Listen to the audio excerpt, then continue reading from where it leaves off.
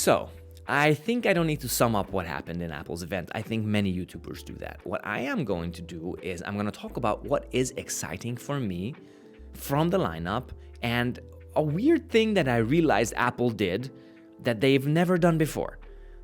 So, let's begin. What's up, Lollipop? My name is Joe, and in today's video, let's talk about a little bit about the Apple Watch, a little bit about the AirPods, and a lot about the new iPhones. I'm gonna quickly go through my thoughts on the new Apple Watch. Well, I'll be very quick.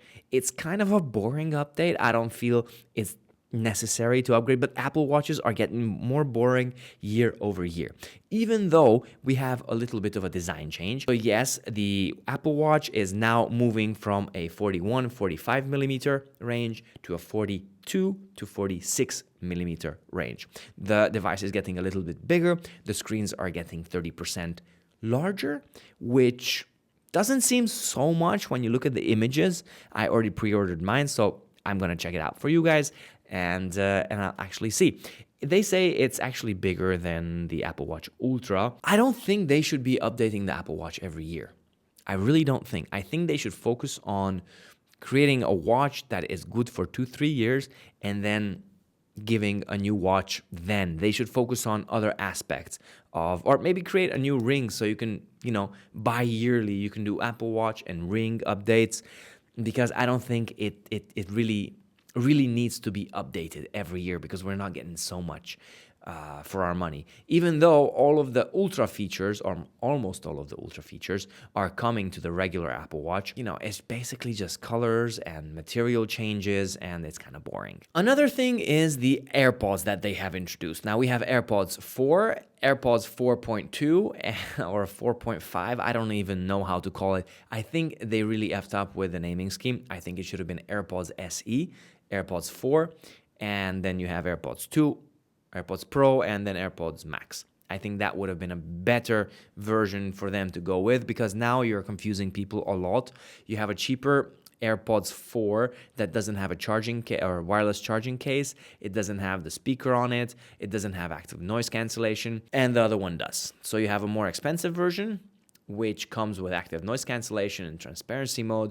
It comes with all the bells and whistles that the Pros have without the tip. What I feel is the Pros are actually becoming more a professional, more very focused niche product. So just an example, you have the AirPods 4, which is for the general public. Now it has noise cancellation, it has everything. But the Pro version, AirPods Pro 2, which did not get an update, it's just going to get a software update, is getting hearing aid and a hearing device capabilities, which is a very niche thing to do for people.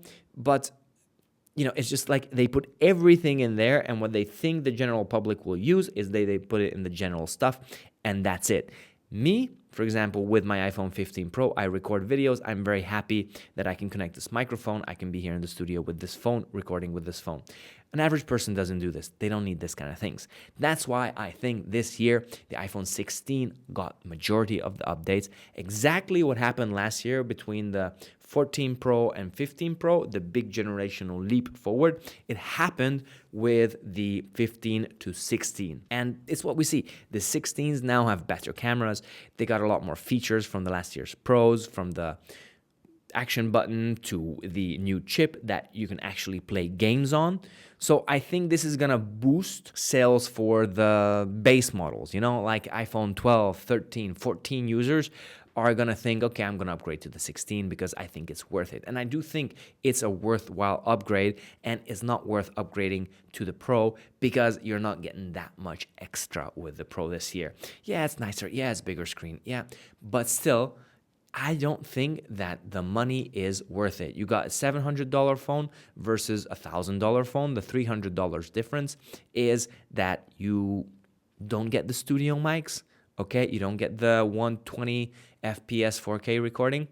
Okay, in reality, are you going to be using these things? No. You have all the basics. iPhone 16 has the camera control button.